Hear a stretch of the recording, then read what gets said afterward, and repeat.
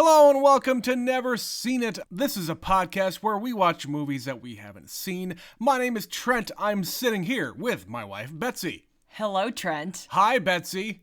It's a special day. Is it? Yeah, it's my birthday. Well, not today, but the day this episode is coming It out is the week of my birthday. Your birthday. And Betsy, we are going to watch a new movie that neither of us have seen. We teased it in one of our Never Scream It episodes.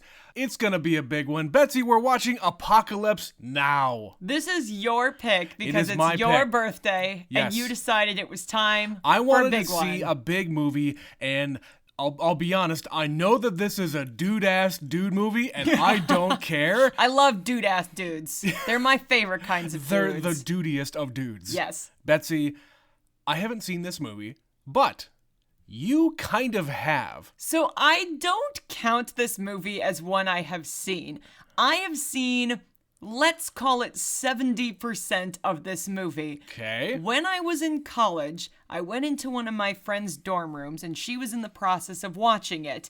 And she had already gotten maybe 20, 30 minutes into the movie. And I sat and I watched the movie with her, but then I had to go. I don't remember the exact circumstances. All I know is we got to the part where Marlon Brando shows up, and that was the end of my experience. So there's still like half hour, 40 minutes or better after that event that I haven't watched. And I have just never gone back and picked up this movie and finished it. I don't know why. And I haven't seen any of it. Honestly, I know some of the things that have come out of this movie. I know a few people that were in this movie. I know who made the movie, but like from beat to beat, I don't have a clue what exactly happens here. This is one of those movies that makes a lot of people's lists of, greatest movies of all time, greatest Totally. movies of the 70s, Yeah. top tier Ford Coppola movies.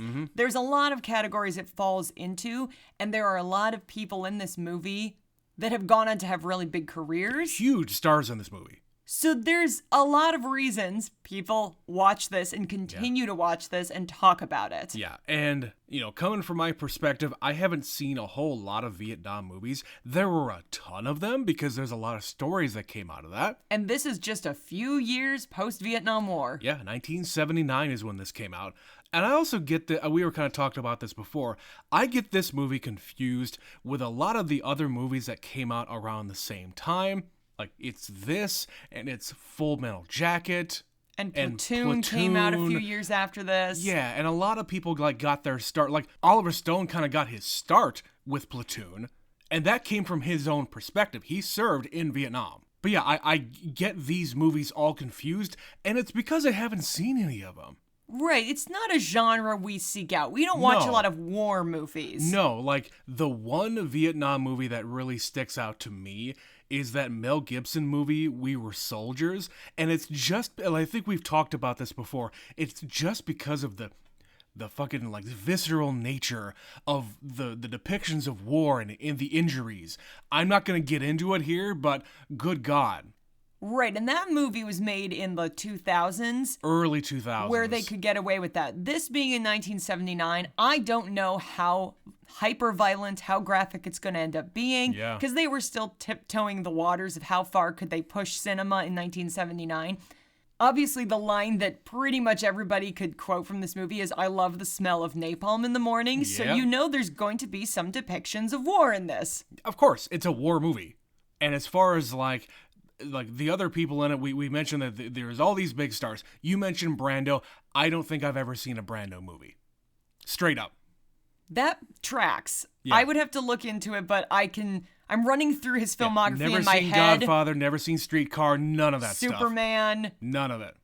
Yeah, there's a lot. Yeah. Martin Sheen is, I think, the star here. I think it's funny that you have picked two movies with members of that family in this month. Okay. I don't know if you've even thought about the fact No. that you did that. Nope, not at all. But yes, Martin Sheen is in this. The one who says the iconic line is Robert Duvall. Duvall, yeah. And there's at least two other people that I know you will recognize. One that has a major part. One that is not pre-fame, but certainly somebody who you will recognize who is barely in this movie. Now, I say that, and I don't know if it's one of those this is only in the extended cut. We are watching the theatrical Yeah, cut. just for full context here, we are watching the original cut. We're not doing the extended cut because, number one, it's super fucking long. And number two, I want to have the original reaction here. Yeah.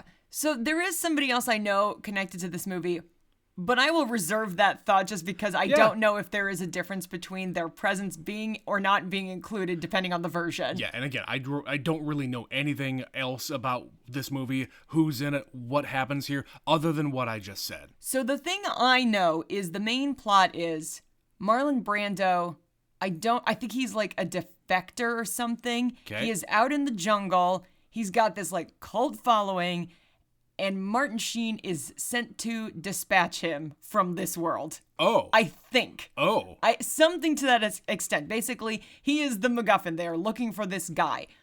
What happens when they get there? What happens that leads up to that? What happens after that? I honestly don't remember because I watched it 20 years ago and not even in its entirety. And you said that Brando doesn't even show up until late in the movie. Oh, yeah, he's late in the movie. That's a big name to have for your movie in 1979. We'll talk at length about Marlon Brando in this movie when we have finished All right. watching, because I haven't seen this, but I've heard stories. Fair enough. All right. Well, we're going to go watch Apocalypse now. We're going to also have to talk about the fucking name of this movie. We'll get to that later. We'll be right back.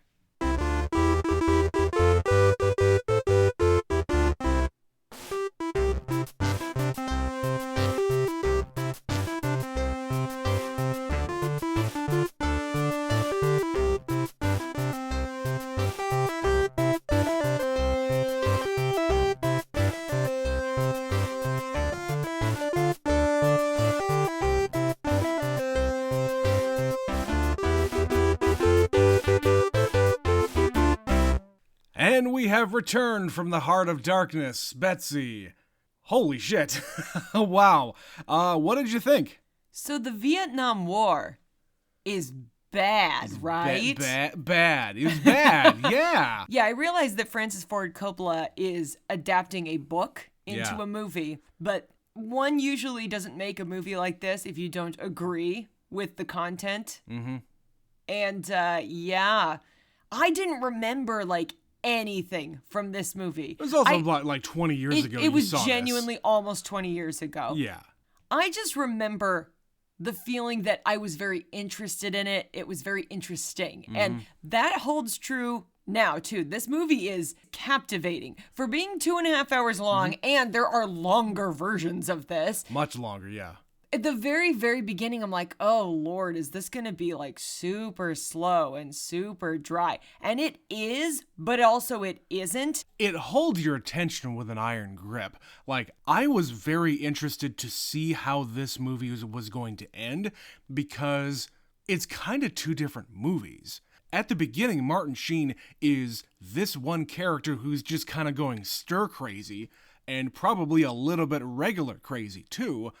The middle of the movie is just a day in the life of people in Vietnam, day after day after day. But by the end, it turns into something completely different. I was not expecting all this stuff with Brando. I was not expecting this giant cult. I was expecting maybe a few different people that he has recruited to his side, and there's going to be a big battle, much like fucking Predator, you know? Well, the whole movie is basically a mystery. So we've used the term MacGuffin before. Yeah. And that is Marlon Brando's character. He's the MacGuffin, where they talk about him.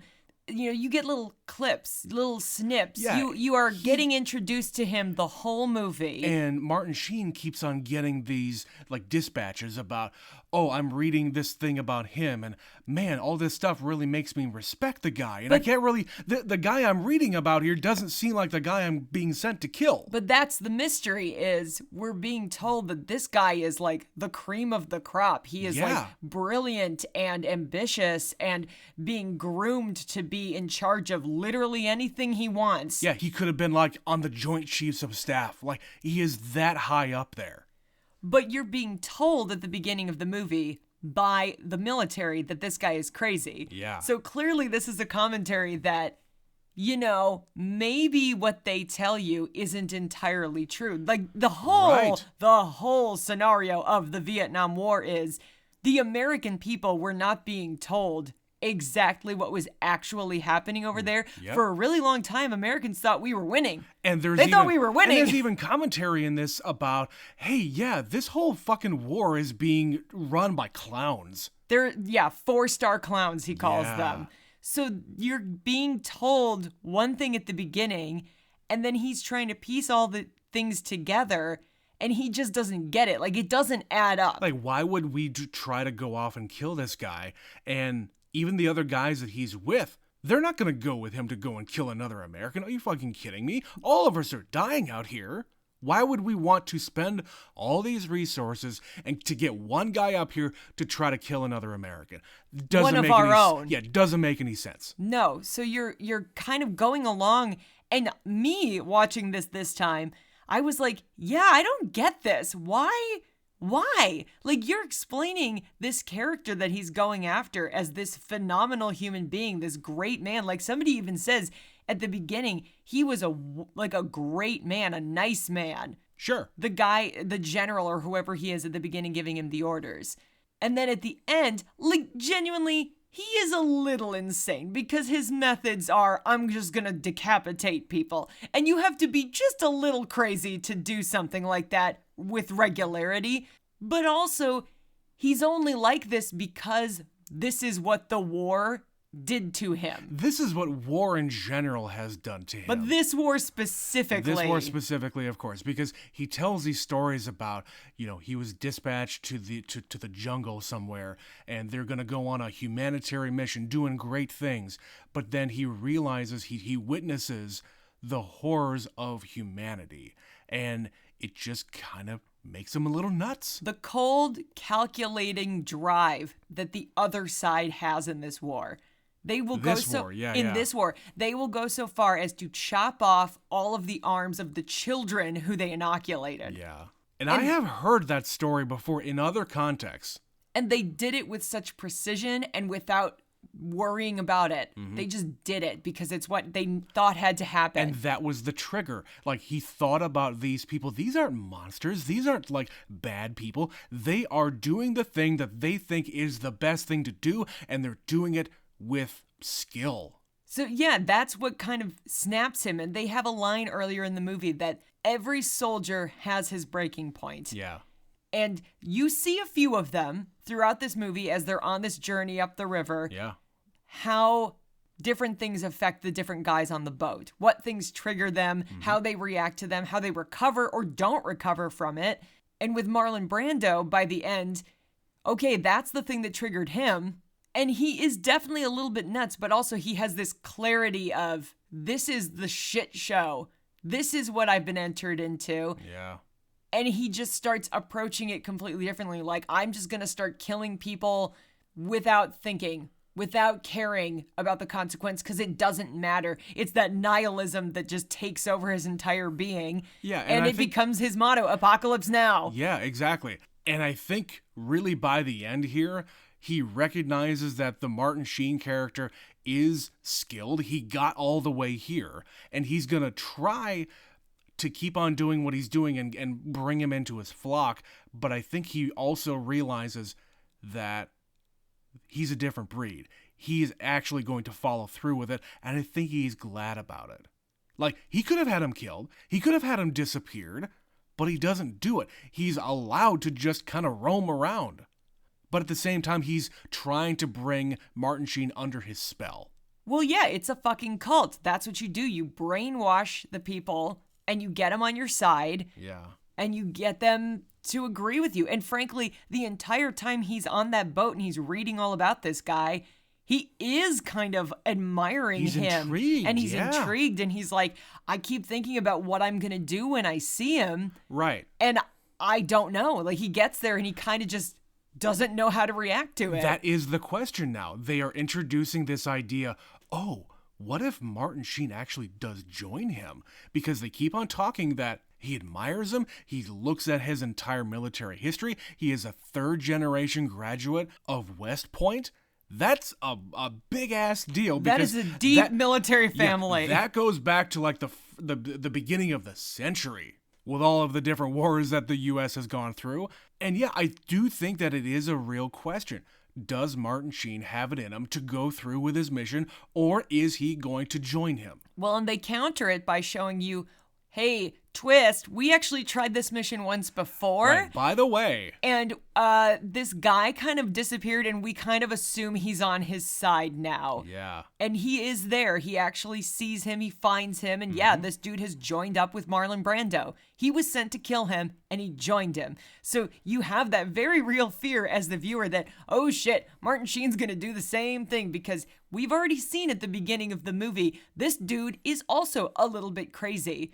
Like, when he is in the context of, I have nothing to do, I have stopped being in the war, I don't have a mission, he's just in a hotel room losing his mind. And it helps that this script was written kind of after the war, where a lot of the guys started coming home and they're telling stories. Real stories. Real stories about the shit that they went through. And he's talking like, I'm waking up and I'm still in Saigon. I don't really want to be in Saigon. I want to be out in the jungle. I want to be on a mission. I live to be on a mission.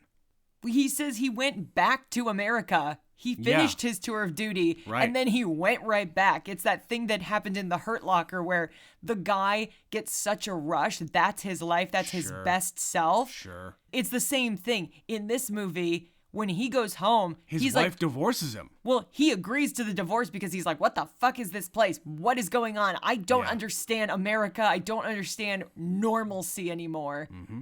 So he just signs up and goes back to the jungle because he says, when I'm in the jungle, I think about being at home. When I'm at home, all I want to do is get back to the jungle. Yeah. And there are people like that where that's just what happens. It's just sort of bred into them. You can take a lot of stuff from this movie and apply it to at least the wars of the past 20 years, because so many people took so many tours of duty and they got it in them. A lot of career guys came out of that.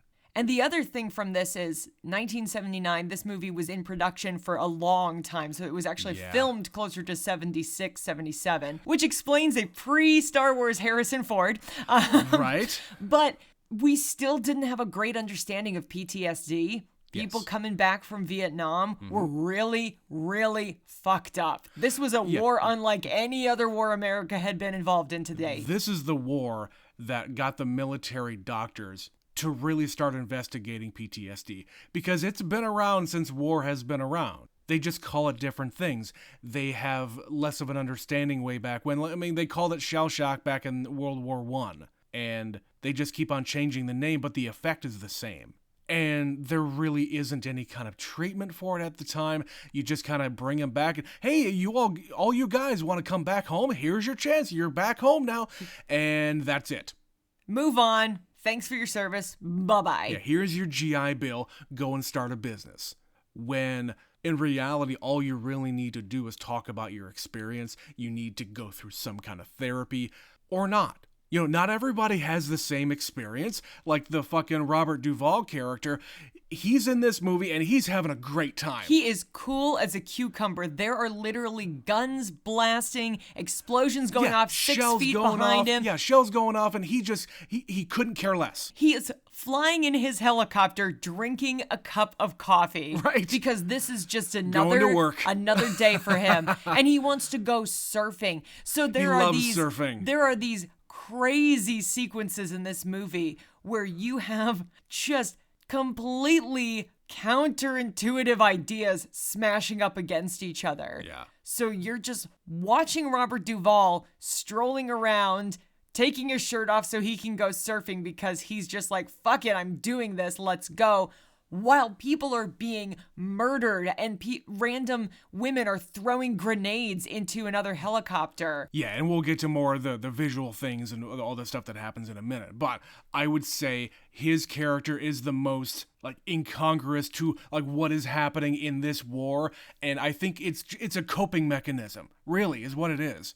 He is trying to grasp onto anything and everything that makes him feel like a normal human being. And by golly, if I have to call in fucking napalm to be dropped on this entire tree line so that I can have my surfing session with this surfing legend that just happened to land on my beach, you know? Right. I'm gonna do it. There are some turns. Like there's a guy bleeding on the ground and his guts are hanging out, and he's given a speech about, if he's willing to fight and hold on to his blood, I'm gonna share my canteen. And then somebody says, oh, there's a surfer over here. He goes, ooh, what? Celebrity? Right. And then he just Right. drops the canteen and runs away and starts Sure. fanboying out. It is such a weird character with everything else going on against it. But that's also just Martin Sheen throughout this whole movie to some extent, because at the beginning, he's really drunk and crazed in his little room. Yeah.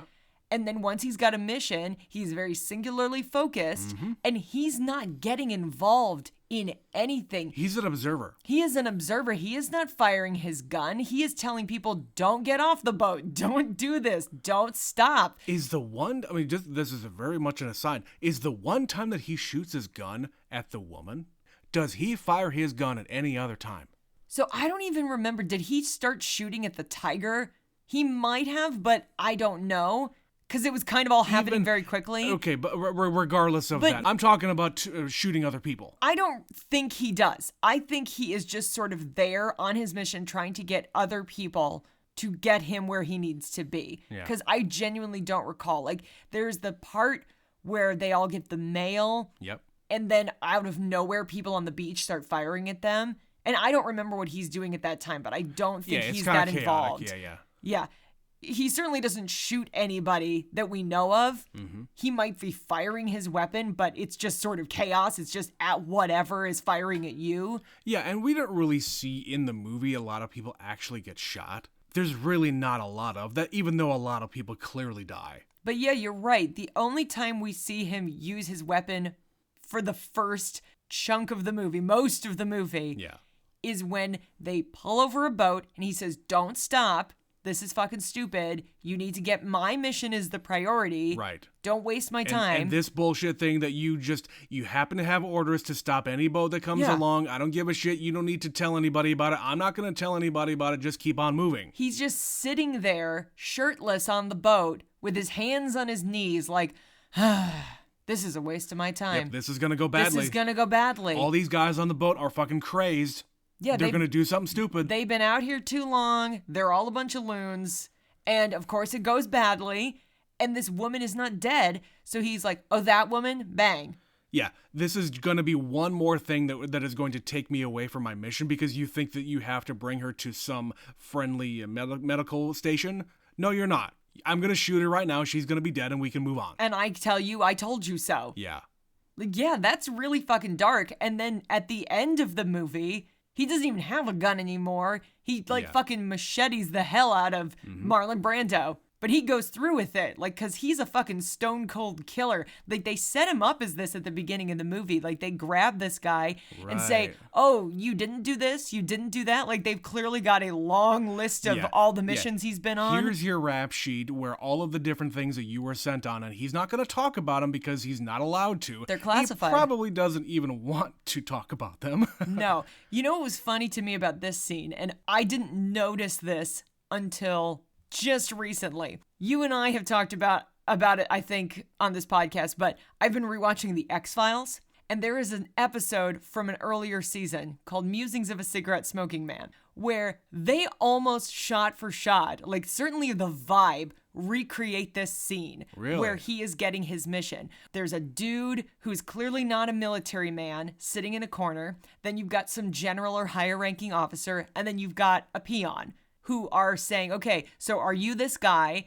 Did you do this? Did you do that? Did you do that? And he's denying it. Yeah, that is almost shot for shot, moment for moment at least, what they do in that episode of The X-Files. And that is clearly coming from this movie. Cool. And I would only have recognized this now because I'm just in the process of watching it. If I had watched this movie in 3 years or several years ago, I probably wouldn't have caught that. But it's just one of the many things that this movie has influenced as it has progressed. But yeah, just a funny little observation that you would not get, but I totally got. Of course So if any of you out there have watched The X-Files, go and watch that episode and tell me I'm wrong. I mean, just based on what you're saying, of course it is. And it's the same thing. He's sent on an assassination mission. So, I don't know. I just feel like that's rather a literal choice. It's a great, scene to draw inspiration from. If you have a bunch of people in the room and you have maybe like a silent guy in there who is just kind of staring at the main character, that guy was creepy. Yeah, what the hell was he did about? not say anything until the very end. I don't know is he an informant? Who was he? Why was he in this room? I don't know. I mean, if I were to assume anything, he's probably some kind of liaison from the government or like the higher brass, like much higher brass than just the general is. Or he could also be like an intelligence agent who is getting, like, they have a lot of information about this guy that they're bringing in. They had to get it somewhere. Yeah, so they're informing the general, they're informing Harrison Ford about all this stuff, and they're authorizing this mission to go out and do it.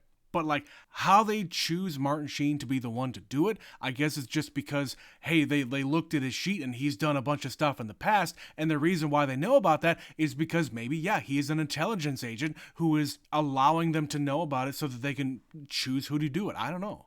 No, he's not done anything. All of that is classified. You've heard wrong. I don't know what you're talking about. Yes. Well, speaking of this scene, we have to talk about the fact that pretty much the entire thing is like a first-person shot from the perspective of Martin Sheen. It's just him looking around and observing, their face, the food, the hands, the audio device. There's a lot of weird ways of filming this. Now, I understand that this is a small space and it's really hard to have, your regular, 3/4 profile shot of your main actor. Wide shot, close-up shot. Totally. I understand that, but I think it's more effective this way because he's having to absorb all this information. He really doesn't get a whole lot of, paperwork that he has to bring with him. But yes, him sitting down at the table, eating his meatloaf and getting talked at by this general. Martin Sheen barely says a word in this entire conversation. He barely says a word this entire movie. There's a lot of voiceover, but if you actually observe him in the scenes where everyone else is talking, he's not doing much of it. But you're right. Yes, in this scene, when he's finding out what the mission is, it is an interesting way to portray how he is collecting information. It's like you said, a first person, and he is just absorbing. And that's his skill. He is supposed to go on this fact-finding mission on his way up the river to get there. And it ends with I assume he's a general. They didn't actually say it, I don't think. Yes, they did. Oh, they did? Yeah. Okay. Anyway, the general looks straight at the camera. And so does Martin Sheen. It's this weird moment where they are looking right down the lens. And my assumption here is they are telling you something about, what you are supposed to feel. You, the viewer, are supposed to believe what I am saying. We're trying to convince you of what it is that we are telling you, that this guy's a bad guy. We got this audio recording of him talking crazy and shit like that. I think you're right. This is trying to dive deep into the audience and convince you that this mission is a legit thing. Because think about in context, 1979, this movie comes out, and trying to convince an American audience, that this is a righteous mission might be a tough sell. Because there's a whole lot of veterans out there that would think to themselves, you would never ever do this. How could you even broach this topic of assassinating another American soldier? Right. It's also just setting up that this is the voice of the government, quote unquote. Yeah. The government says this is the way it has to be, so I'm going to make my final sales pitch and you're going to buy in. But then the rest of the movie, they're basically telling you, whatever they said is bullshit, because this is what's actually going on. And you're shown scene after scene after scene as Martin Sheen is on this journey where this is just really fucked up. Everywhere they go is everyone's acting a little bit crazy because of their circumstances, and there is just indiscriminate shooting of guns, and they don't really know who they're aiming at or why they're doing it. But that's just another day in the life of the Vietnam War. But that's what I'm saying. So he's watching this happen, and we're watching it happen and going, I don't think I agree with what that man who stared me in the eyes was telling me at the beginning of this movie, because you're being shown the horrors of war, and the movie fucking ends with Marlon Brando dying on the ground, whispering, the horror. Yeah. The horror. That's the whole point of it, is the horror that he experiences the whole movie. You are getting on his side. To a point, yes, you are. But all I'm saying here is the general is not saying anything incorrect. This guy is crazy. This guy is developing this weird cult. And these soldiers live in this environment. They are living through the Vietnam War. They know it's fucked up, but they don't know to what extent is happening at the other end of the river. It's really easy to say that when you're sitting in an air-cooled trailer eating roast beef, that, oh yes, he's really bad. Listen to us because we have no idea what we're talking about. And Harrison Ford is also there. Did you also notice that Harrison Ford had a weird issue about, coughing? He was really uncomfortable. Or, clearing his throat a lot. Yeah, it's the thing that you do when you're really nervous. He has to give him the bad news, and the bad news is your mission is to kill one of our own. A high-ranking, important officer. Yeah, he is a Green Beret. Which is why he's like, you have to kill and they're using this as a euphemistic way of saying it. You have to eliminate, remove him from active duty. His command. You have to relieve him of his command. Relieve him from his command. Yeah, something like that. And his corporeal form. What? I didn't say that. What? That's crazy. And however you see fit. Yeah, your mission doesn't exist.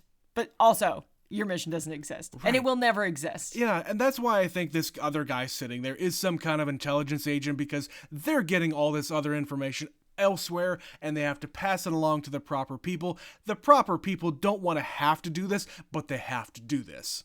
And the whole reason for them doing this, they just kind of concoct one. They're like, oh yeah, he murdered. Murderer. Mm-hmm. It's like, okay, I literally just spent the last 2 hours watching everybody in this movie murdering people left and right. Sure, and that was the Vietnam War. That's what they did. Part of the intelligence that he gets says, 3 people from the South Vietnamese army or some kind of military were assassinated, but then the places where they were serving completely cleared up and there were no other Viet Cong there, or something like that. It was rather convenient. It was a good thing that happened. I don't know. It's weird. Yeah, he did something really horrible in a roundabout, not cleared way. The government didn't clear his tactics. Well, that was another thing. But it resolved the issue. So then they're like, okay, but we don't really like the way you did it. Right, it's bad. One of the other things that they talked about was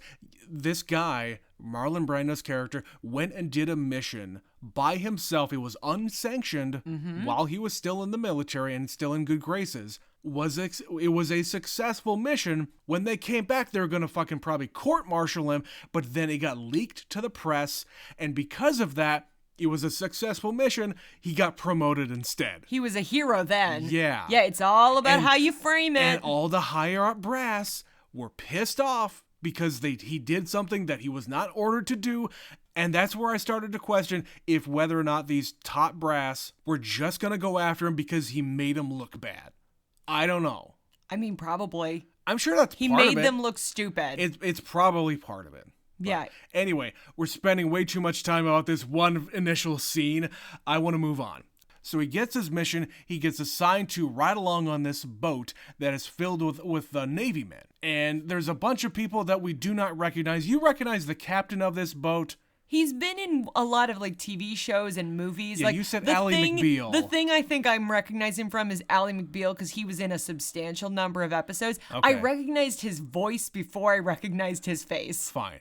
I didn't recognize anybody except for an extremely young Larry Fish. Lawrence Fishburne. I looked up, okay, when this movie came out, he was 17, 18. But then it said, oh, no, when Francis Ford Coppola had to edit this movie for 3 years, meaning he was 14 years old. When they started filming, Larry Fish was 14 years old. He lied about his age in order to get cast. That is fucking insane. He is a pimply faced little boy in this movie. And when we first see him, he's in profile, and I didn't even recognize him. Yeah. It wasn't until we see him from the front that I you're like, saw I him. know exactly who that man is. Holy shit. Yeah. I recognize his mouth, his teeth anywhere. Oh, yeah. Like, he's very young and his voice is very high. Yeah, I didn't recognize his voice at all. Like, maybe some of the intonations, and he is super, young and very skinny. He's like 90 pounds soaking He's wet. nothing. He's so skinny. Yeah, and we were reading some stuff. As long as we're talking about him, let's finish him up. When at the end of the movie, when he gets shot and killed, during that, he is listening to a tape that was sent to him by his mother. The voice on the tape was his actual mother. Love it. Love. Perfect. No notes.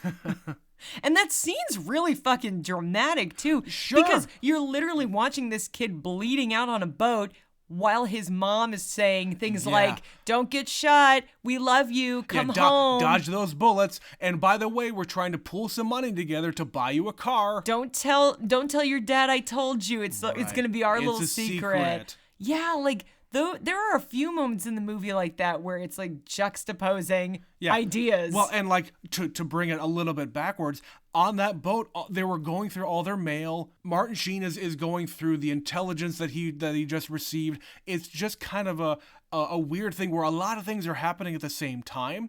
Like, Larry Fish is listening to the tape, and other guys are freaking out over here. They just got something in the mail saying, oh, yeah, I got this thing. I've been waiting for this. Martin Sheen is having his voiceover. It's everything happening at once. And then, out of the bushes, all these fucking, like flares or like munitions, I have no idea what it was, shooting out of the bushes at him. Cacophony. Yeah. I will say this. This movie is chaotic in the best way. Normally, I hate movies like this where you cannot pay attention to what they're trying to show you. You don't know what's going on. It's too much. But that was the point of this whole thing. My attention was being pulled in so many different directions with all these guys talking at the same time, and then everybody's attention was laser focused on defending themselves and shooting against the people shooting at them. Common goal, turn, look, do that. Right. Yeah, there's a few things like that. When the rest of the scenes are blow this up, shoot that thing. Wait, well, who's firing at us? I don't know what's going on. Yeah. It's just chaotic. Yeah, and like even before he gets on the boat, we have the scenes with Robert Duvall and all of the helicopter scenes, which look amazing. This whole movie looks amazing. I mean, it won Best Cinematography at the Oscars. Damn right. And it won Best Sound. So, like, visually and audio, top fucking notch. Holy shit. Like, when they get up the morning of, they're gonna get on the helicopters and go and do a fucking bombing run at this village. Like, the sunrise coming up, all of the different helicopters in the sky. Man, that was fucking beautiful. He loves the smell of napalm in the morning. And Yeah. it is something very artistic about this sequence, which is a weird thing to say about a battle scene. But that's how it's designed. It is this guy's vision of what he likes war to be. And so he blasts music and they come in and it's just a symphony of his own creation. Yeah, it's the fucking Valkyrie song. It is them just blowing the fuck out of this village. It is just a cacophony. It is utter chaos.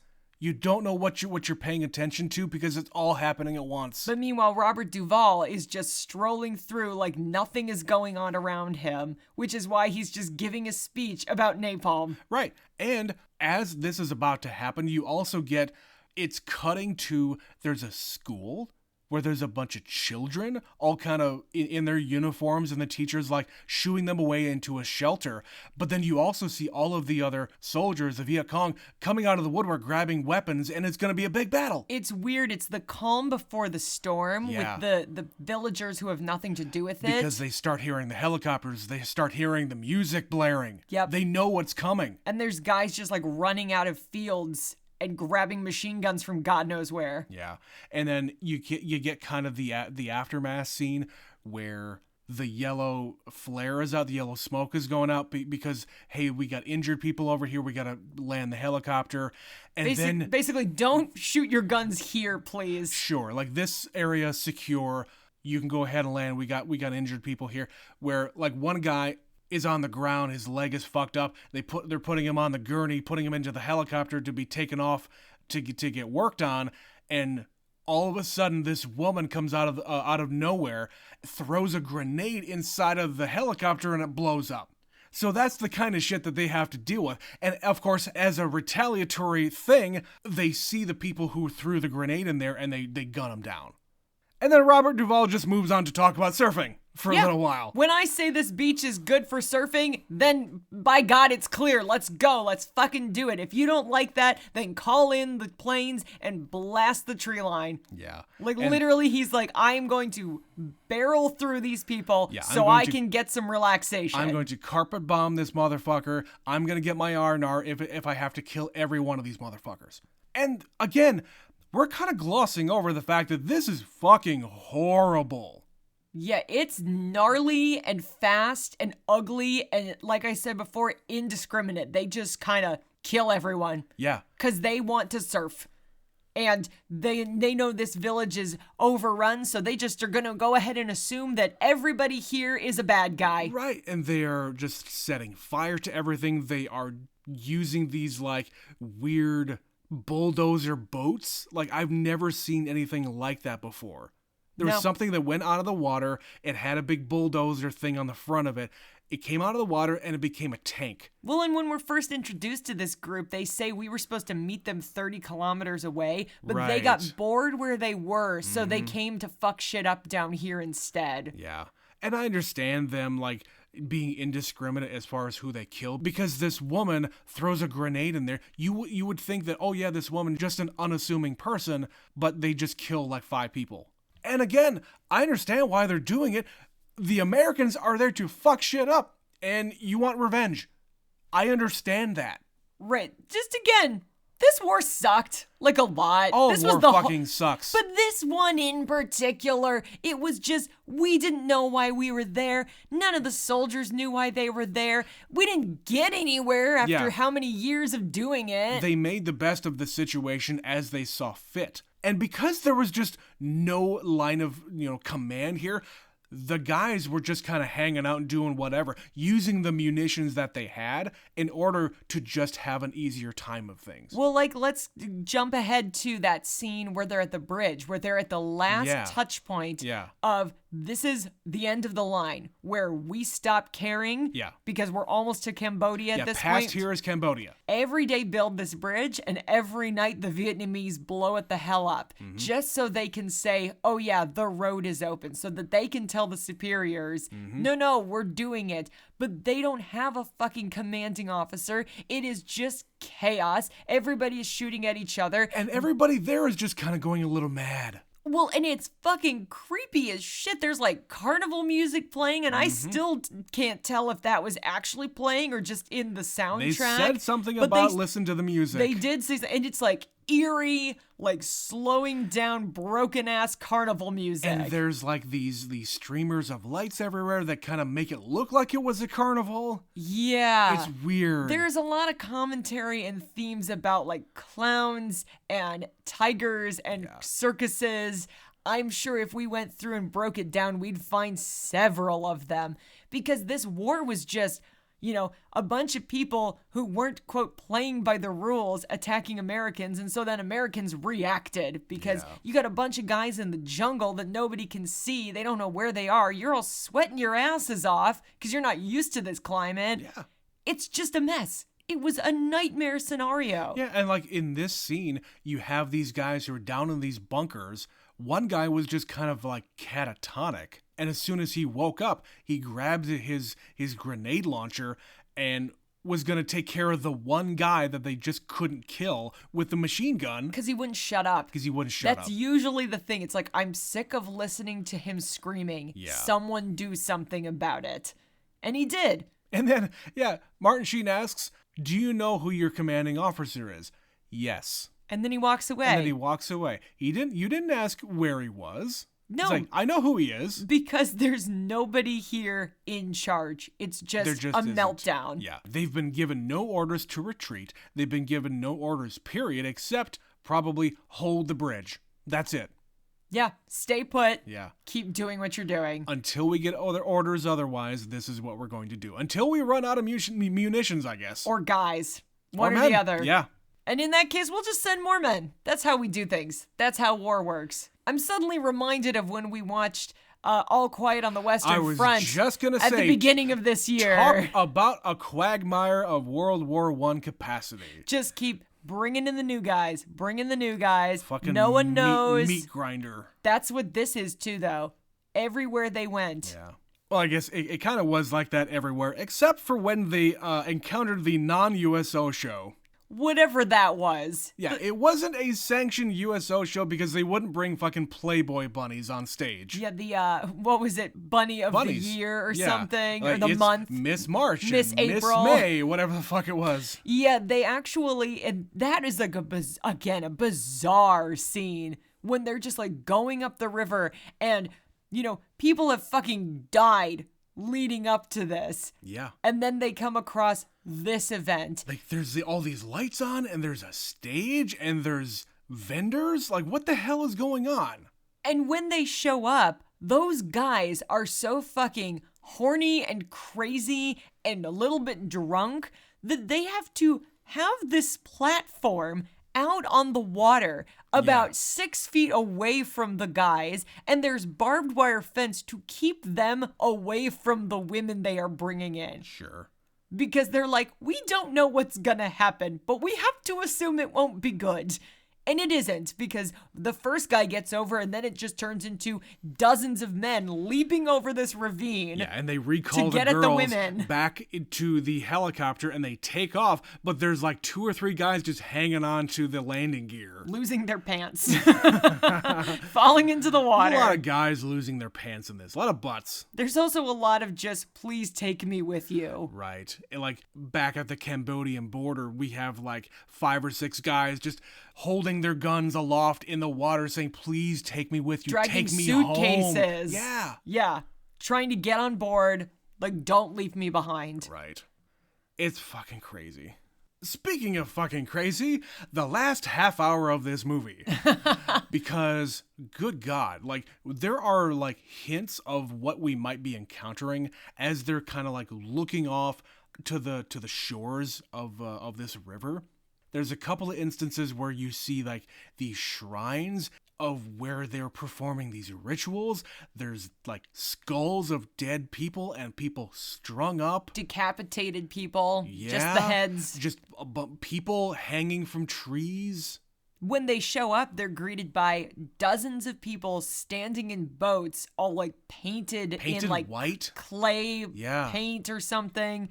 As they like part the sea and they're allowed in, but there's no way they would ever get out. It's very ghostly. It's very spooky. There is some eerie shit throughout this whole movie. They're entering another world. Another dimension, if you will, yeah. And of course, they're greeted by Dennis Hopper. He's an American. What in the shit are you doing here, buddy? Photojournalist who, like, it's another commentary about the fact that you don't even have to be in the war to be affected by this war in the same way. This guy says he's been covering the war since 1964, so he's been here for 5 years. He says, I've been here in Laos and Cambodia and like northern and southern Vietnam. I've just seen everything, and this is probably the craziest shit I've seen. And he has completely bought into everything that Marlon Brando's character is saying. Like he is a genius. He's wild. He speaks in poetry. And if Dennis Hopper isn't the actual personification of like the hippie culture of the time, I guess. Like normally I don't find him attractive, but this look was doing it for me. Like his long hair and the beard, and he's just like, yeah, man, yeah. He said he was gonna kill me, and I believe it. So if I take his picture again, he's gonna kill me. And I buy that. Totally. So yeah, he just shows up, and then I don't know what happens to him because at the end of the movie, we don't see him. You don't see him again. So yeah, but he is very invested in this. Because he also believes that this war is fucked and everything is crazy, and he's speaking the most sense of anybody else I've heard, so I'm going to follow him. And because he's been there for so long, any kind of people making sense might keep him right there instead of you just, leaving. This is a common problem why people join cults. They are at their wits' end. Something has triggered them to make them vulnerable to that influence. And then somebody comes along that sounds like they make a lot of sense. So I'm going to follow them. Not a problem. We have it all in our culture. Yeah. So Martin Sheen gets captured here because, I mean, he's just going to let him capture him because, of course. Yeah. What else are you going to do? He's not going to fight off hundreds of people. No. He walks in and they take him. He's doing a recon mission. He's trying to figure out where everybody is. He says, I want to talk to the guy. Just want to talk to him. I just want to talk to him. And they say, no, man, you can't talk to him. You just have to listen. It's like, okay, well, take me to listen. I'm going to hear what he has to say. Oh, but he's not here. He's not around. He just does that sometimes. He just disappears in the woods with his followers, but it's good for him and it's good for us. Yeah. So they stop before they go up this stairway where, again, there are just dead bodies strewn about everywhere. Yeah. There's like a temple, like an old temple, and they're occupying it, and there's bodies, and just murder and chaos everywhere around. So he says to the one guy, saying, okay, go back to the boat, and if I'm not back to the boat by this time, go ahead and radio in an airstrike at these coordinates. So if he's unsuccessful in just killing the one guy, he's gonna kill everybody. Yeah, burn it to the ground. Right. That is their absolute answer to everything here is, when in doubt, burn it. But of course, he gets taken capture, he's put into a cage, but before that, he sits down right next to Marlon Brando. For days. Yeah, for days he is here. Because he's trying to get him on his side, like convince him that I'm not crazy, I'm not a murderer. You can disagree with my methods, but I'm not a murderer. After everything I've seen, after everything I've done, this is my worldview. And you can either take it or leave it, buddy. I'm not going to keep you in a cage forever. You can just go about your business, and I'm not going to do anything, but there's people watching you at all times. Yeah, I don't have to threaten you. There's plenty of people here who will do that for me. Even if you do escape, we'll find you and we will kill you. Where are you going to escape to? You're in the middle of the fucking jungle. But yes, the elephant in the room, and no pun intended. Marlon Brando is just the weirdest kind of performance I think I've seen in a movie for a very long time. And because this is my first impression of him, I don't know how that is going to form in later movies, because we're eventually going to watch the Godfather series. I guarantee that. I have not seen it. I think if you go backwards, you're going to find that he is tolerable. Yes. It's when you go forward, from here and forward, yes, where he starts getting a reputation as being, for lack of a better word, difficult. Yeah. Marlon Brando showed up on this set completely unprepared. He did it for the paycheck, basically. He didn't read the book. He didn't read his lines. He didn't know his fucking lines on this set. And he got the script from Coppola, and he just threw it away, saying, I'm not going to do it like this. They essentially have to do the entire thing ad-libbed. They have to feed him his lines. They have to write down his lines in a surreptitious way so that he can see them off screen. So he can see them, but no one else can. Yes. And they also shoot him in shadow, mostly shadow, which I like. I like a whole lot. We're going to talk about some visual things later, but I think the way that they're shooting Marlon Brando in these scenes is brilliant because he is this shadowy figure, because he is this mystery man. Well, and they've spent the whole movie hiding his identity, basically, and even when you're introduced to him, he's still a mystery. And I will say this, 1979, when this movie came out, we haven't mentioned, there are zero credits at opening the beginning or of the movie, closing. at the end of the movie, 0 credits whatsoever. You can't get away with that now because there are rules in the union contracts. You cannot have a movie without credits. Well, and this was still early on. Remember when we did American Graffiti? Yeah. There was something in there that George Lucas said, well, I can't pay you, but I'll give you a credit, which was unheard of at the time, like to give like the crew a credit in your movie. So this is only a few years after that. Sure. And all of a sudden it's like, no credits, nothing. Why? How? 0. Explain. I don't know if he was just trying to do something here, but my point here is 1979, you know who Marlon Brando is. And if you didn't already know, that might have been a giant surprise for you. if he wasn't included in the advertising. Like That's what I'm he's saying. on the poster, but it's an artistic like drawing, and it doesn't really look like the man No. because he's entered middle age firmly. Yeah. He is overweight for what they were expecting him to be. He showed up not looking the way they thought he was going to on set. Yeah. He's completely bald. He's not lit in a way that it's like, oh yeah, that's Marlon Brando. But as a movie, as a presentation, I think it works extremely well. Oh, they got so lucky that they got anything out of him because, yeah, he's good in it. Yeah. Despite himself, despite his best efforts to not be a productive member to this cast, he turned out a performance at least.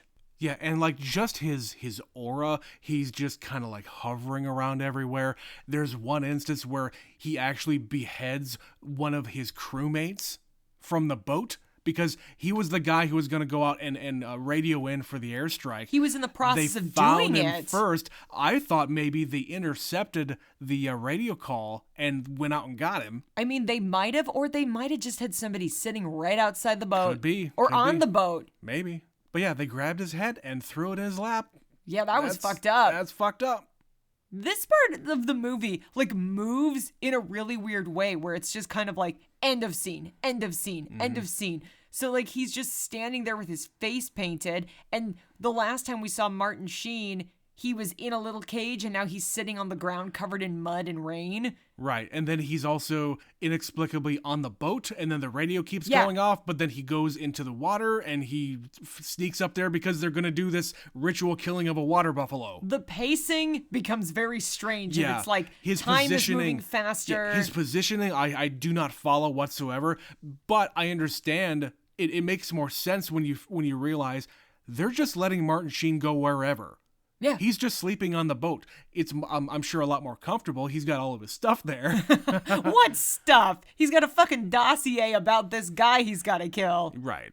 And he doesn't say a goddamn word for half an hour. But yeah, eventually he just decides, okay, I've heard enough of this bullshit. I'm going to fall into the water. I'm going to mud myself up and have that iconic scene of Martin Sheen coming out of the water, which, am I wrong, but did they film that in reverse? Did they show that in reverse? Like, he is coming out of the water and he's not dripping at all. You make a valid point. It probably is, but I don't know that for sure. Okay. Anyway, he looks incredible in this. The makeup and the mud work and everything else like that looks great. The way they have him lit in this sequence, how you see his eyes before you see anything else. Like he's in shadow, but you can still see the light in his eyes. It's a freaky effect. And he's walking around with his eyes like as wide as he can. Again, it kind of looks like when we watched The Predator. Again, another movie that they probably took Yeah. inspiration, little Yeah. moments, and maybe that's just the military thing and the face paint, and it's Sure. just kind of coincidental. Camouflage. But there are moments that it feels like borrowing. Yes. But he takes his damn machete and he goes up there and he cuts him up. You know, he's recording something. I don't even know what the hell he's doing. His manifesto. He's guess. writing his manifesto, He's and then another he's crazy typing it fucker. up. He's Yeah. writing a book. Yeah, yes. Even he, in his own book, says, fucking kill him. Like, burn them all to hell. Right. Like, he leaves a message knowing someone else was going to find it. And if he's dead, then this is what I think you should do. Sure. But anyway, he's dead now. Marlon Brando is dead. And Martin Sheen just, I don't really understand why he doesn't run away. Where's he gonna go? I know where is he gonna go, but he just presents himself out front. I'm the captain now. Yep. And he throws down his sword and everybody else throws down their swords, in a matter of speaking. Everybody else disarms. He grabs Lance and goes back to the boat, and that's the end of the movie. Yeah, he realized I've got a mission to complete and I'm just going to stop wasting time and I'm going to get it done now. Yeah. I was told to get close to him, hang out, take as long as it takes. I've infiltrated the group. Find the opportunity to do it, and you did it, and you go. Yeah. The end. The end. And yeah, not even at the end. Just black screen. You're done. But they, you had asked the question, like, why is it called Apocalypse Now? What is that about? And it's just that thing of, they say many times Marlon Brando's character wants it to be over. He doesn't really care how. Yeah. He just wants it to be done. And so when he dies, well, there you go. That's his metaphorical apocalypse. Sure. The people in this group start following him instead of Marlon Brando, and he's leaving, so they're not gonna know what to do. Maybe that's the end for them, because he could order the airstrike. He's listening to the radio and they're standing by. He could have done it. He doesn't do it. Yeah, he decides to not do it. Yeah, and the overall thing is we want this fucking war to be over. We want it to be over. No further escalation. Also, they're in Cambodia, and that would be even worse if they were to do that, even though they already had done that. Let's not bleed into another country that we can't win a war. Right. But yeah, that's kind of it. Apocalypse Now. I mean, I mentioned the name thing, and there was like this graffiti name in the movie, which, by the way, before we sat down to record this here episode, we sat here for about 20 minutes reading some trivia on the IMDb page, and we could have sat here for an hour or more reading this stuff because there's so much information that has come out about this movie. It's one of those movies that there are documentaries about the movie and the book and the aftermath, people and have everything. Talked about it for 45 years since it came out. Right. There's a lot to digest and behind the scenes and how it got made. But one thing in particular, because there's no title, there's no opening credits, there's no end credits, nothing in this movie says Apocalypse Now except for that one thing. The graffiti. And they had to put that in there. If you wanted to give it that title, you needed to actually have, by the bylaws of copyright, I guess, you have to have the text on screen. And that's what it was. And they did it. Another thing that I actually didn't know prior to sitting down here is that Martin Sheen had a heart attack in the filming of this movie. I did not know that. Yeah, I think I saw it in some interview that he did on a sports podcast or something. It was weird. He was a guest on something. But yeah, he said he had a heart attack. But Coppola said in some commentary that if the studio had found out, or if the press had found out that Martin Sheen had a heart attack on set, they would have shut production down, they would have completely scrapped it, and said, no, you gotta stop this. Because the budget was so far over already. Yeah, and that's a separate thing. Like, Coppola had to put his own money into this movie. This was supposed to be a 6-week shoot. It ended up going 20 months. And then it still took him years to finish it. Yeah, it took him years to edit it all together. There's like 2,000 hours worth of footage that he shot. And the reason why he took so much footage is because they had to shoot it blind. And by that I mean they could not develop any kind of film while they were doing shooting and look at it after the fact so that they know if they got the shot or not. You really have to trust your cinematographer to do that, because it turned out great. Lucky for him, because it looks fucking phenomenal. And just to add on the time, if they really did want to see part of it, they had to ship the film canisters off to the US or some nearby country to get it developed and sent back. Yeah, no one's doing that. Yeah, they didn't have the facilities in the Philippines where they were shooting. So yeah.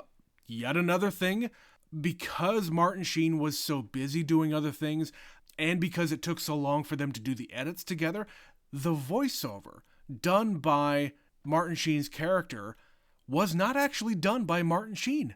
For either all or most of it. Yeah, they had to do pickups with his brother, who apparently sounds just like him. I had no idea that wasn't Martin Sheen. Same. So yeah, I agree. It's kind of the same thing they do now. Tom Hanks has a brother who also does voiceover work. Mm-hmm. Anytime you see something with Woody from Toy Story, in anything other than a movie, it is not Tom Hanks. It is his brother. Toy Story 1 through 4, that is Tom Hanks. Yes, the movies. But all of the different, like, Pixar shorts and all of the video games. Commercials, TV shows. It's all Tom Hanks' brother. Yeah, and it is really weird when you know this information, because, he sounds just like him. Yes. All right, well, and there's a lot more of that trivia there that we mentioned.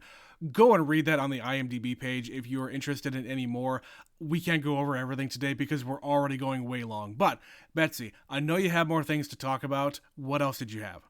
Just to reiterate that this movie looks amazing, but specifically the lighting. I was really, really impressed because there's a number of scenes filmed in the dark. Like, it is nighttime, and they have little spotlights here and there, or there's like a fire going, or there's flares in the sky, or like the scene at the bridge where it's just like passing flares, so it's like flashing lights. So you'd get some light and then it would disappear, and you'd get some light and it would disappear. Yeah, it would light up those guys that are in the bunker just on kind of a loop. Like there is a turning light, like just kind of going back and forth, a spotlight of some kind.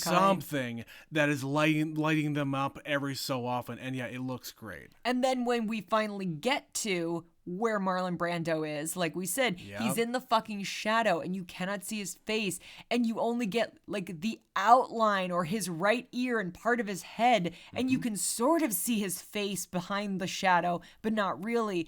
And then you turn around and you've got Martin Sheen, and like I said, all you can see is his fucking eyes. His eyes pop so much because he's covered in makeup or he's covered in mud, but the way they have him lit, his eyes stand out. Or there's the shot of just his shadow on the wall while you're seeing Marlon Brando. Yeah, it's insane. The way they light this movie is amazing. And it's pretty much all either really artificial light because it's a spotlight or something, or it's completely natural or it's light. The fire, there's no like, hey, there's a big Klieg light somewhere lighting somebody's face. No, that is all what happens to be in the background. Which means you have to fight with your baser instincts, like, I can't see what's going on here. Sure, and like the thing at the beginning of them at the morning scene, you can really only get that once. You have a lot of helicopters there that you have to shoot, and I'm sure those are expensive. It's so much to coordinate because there's kind of a lot of long tracking shots. Like, imagine if Coppola was one of those guys that did long tracking shots. This movie would have been bonkers. There was still some of that stuff at the very beginning when it's after they meet Duvall, and there's all sorts of shit just happening in the background. I figured maybe this was going to be the entire movie. Yeah, it's going to be like this. There are cuts, but it went on long enough in certain scenes. There's not a lot of long shots. No, but I was like, oh God, I hope this is a really long shot because I want to see all of the chaos unfolding all at once. Yeah, if you want to see long tracking shots in a war movie, go watch 1917. They're fantastic. Designed to be one continuous shot, even though it's not really. Yes. Oh, by the way, speaking of helicopters, the U.S. military would not lend Coppola or the production team the real equipment, so he had to rent them from like local military stuff. And the reason why they wouldn't let him do it is because the movie is based on a mission to kill another American soldier. Yeah, they're not. That's why they're not going to supply anything that is branded with like government stuff for that purpose. Yeah. No. We're trying to promote a pro-war approach to things. Yeah, pro-military. People are a little down on the U.S. military in 1979. You're crazy. What? No. Yes. What else did you have, Betsy? I mean, just the fact that Robert Duvall's character literally says, someday this war is going to end, and he's sad. Yeah. When he says it, he gets very wistful, and he goes, oh, and he walks away.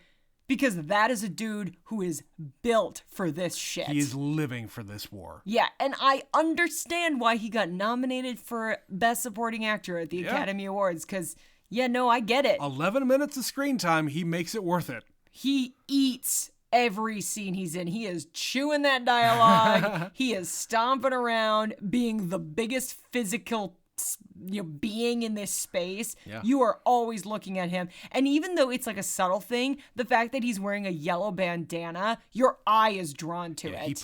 He pops right in the middle. He's wearing an obnoxiously big hat, a yellow bandana, big fucking sunglasses, and he's stomping around like he owns the place. All right, well, I only have a couple of different things here. First off, another visual thing. It's when Martin Sheen gets captured and like all of the different like native people come around him and start like just surrounding him and grabbing at him, and then he gets picked up and the camera goes upside down. It turns. It's tracking his orientation, it turns all the way upside down to go along with him. And from this point on, things are just completely upside down. It's literally goes upside down. Yeah. Yeah, it is a cool shot. It is. And you don't get a lot of directors and cinematographers who would do something like that because it's so disorienting to the audience, and they make it worth it. It's also a hard maneuver to do without, having a rig, or you have to be very careful to not drop your fucking camera. I guess. And one last thing, it's very minor. I just thought it was funny. It's the scene of them inside the helicopters, and one guy notices another guy. He takes his helmet off and he starts sitting on his helmet, and he asks, "What are you doing that for?" And he says, "Well, it's just so that my balls don't get shut off." Which makes sense. If you're up in the air and people are shooting up at you and it penetrates the bottom of the helicopter, sure enough, it's going to hit your balls or your ass or whatever. That is your most vulnerable spot. Right. For your situation. When you are inside of a helicopter, yes. You might get shot, but it would be better to be shot other places. Indeed. Then you can go home and you've still got your junk intact. Anyway, that is all I had to talk about here, Betsy. This has been Apocalypse Now. Happy birthday to me. Because holy shit, was this a movie. Oh yeah, I was fascinated the whole time. I don't know if this is going to be one I just throw on. I think this is probably going to be a once in a while kind of movie for me. I mean, for me, it might be one that I just hop in the middle of. Like I do. I hate that you do that. I don't know if we've ever talked about we that. have. But I'm going to bring it up again if we haven't. Trent likes to just put on movies in the middle and then watch a little bit and then turn it off. Jump in a half hour in or jump in with an hour left. I hate this. It is my least favorite thing. I have seen parts of the same movie so many times, but I've never watched it beginning to end. Or you do it with TV series. You'll start with the third season, episode 7, and watch a season and a half. I hate this about you. I love you, but I hate this quirk of yours. Tell us, everybody, do you do this? Do you like to piss off your partner too? I will have words for you as well. Tell us about it by emailing us at neverseenitpod@gmail.com. We're going to skip emails this week because we're doing this in advance. We don't have any quite to talk about yet. We're going to save some of our Never Scream It emails for the last couple of Never Scream It episodes. But we did get a comment on Blue Sky. Hey, by the way, we're on Blue Sky. Never Seen It on Blue Sky. New platform. From our friend Sergio from Amsterdam. He sent us a comment on Blue Sky about Repo Man.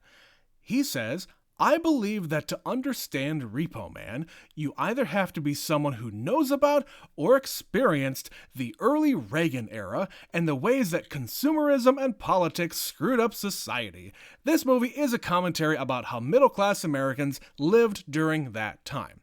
And yeah, we did bring up some of that stuff where the filmmakers are saying something about the consumerism and product stuff, the labels that were happening in the 80s. Mm-hmm.